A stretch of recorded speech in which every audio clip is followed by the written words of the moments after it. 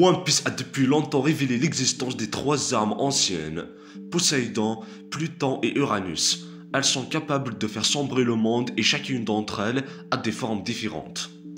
Poséidon est une sirène spéciale qui a la capacité de parler au roi des mers et de les commander.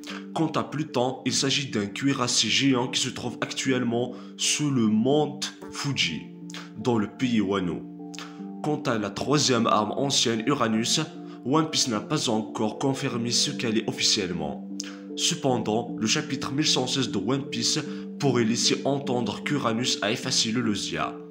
Suite à la discussion sur l'effacement du royaume de l'Eleusia par Uranus, nous devrions également revenir sur ce qui est arrivé à la vallée de Dieu. Au début, la seule explication logique était que Barbe Blanche avait fait couler l'île.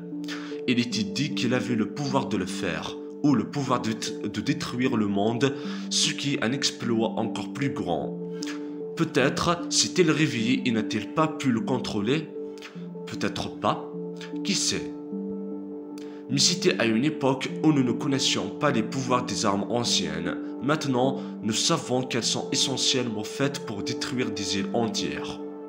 La question est donc de savoir si Uranus aurait pu être responsable de la disparition de la vallée des dieux. Mais attendez, comment cela peut-il être une question si nous venons d'apprendre que Vegapunk n'a recréé que maintenant la Mother Flame qui est responsable de l'incident du royaume de l'Eleusia? C'est drôle, non?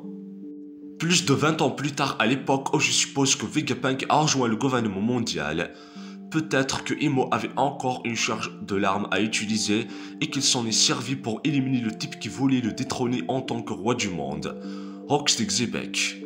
Mais attendez, alors pourquoi a-t-il utilisé cette arme contre le royaume de l'Eleusia plutôt que contre l'un des territoires Yonko? Imo avait déjà les yeux rivés sur Vivi, Luffy et Teach.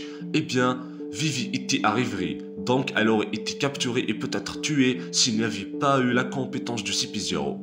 Imo aurait donc dû choisir soit Hashinosu, sans être sûr que Teach était là ou non je suppose, soit Wano.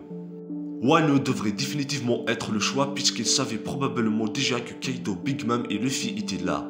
De plus, Wano est le plus grand pays contre le gouvernement mondial et l'endroit parfait pour un QG d'alliance contre eux. Alors pourquoi ne pas les choisir?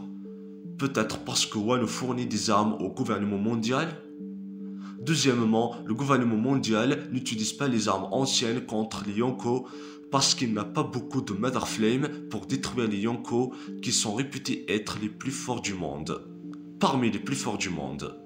De plus, ils utilisaient les Yonko à leur profit ou les deux pour maintenir l'équilibre des pouvoirs. J'espère que cette vidéo vous a plu. Si c'est le cas, n'oubliez pas de vous abonner à la chaîne et d'activer la cloche de notification et de partager et liker la vidéo. Et n'oubliez jamais, jamais que je suis le sensei de Ryu Sensei.